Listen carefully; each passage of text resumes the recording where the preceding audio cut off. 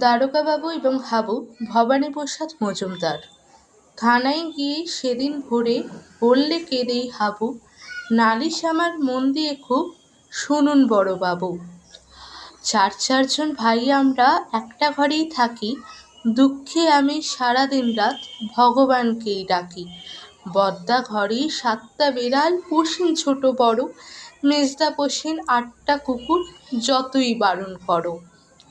সেজদা পাগল 10টা ছাগল, রাখেন ঘরেই বেঁধে, গন্ধে তাদের প্রাণ যায় যায়, মরছি কেঁদে কেঁদে।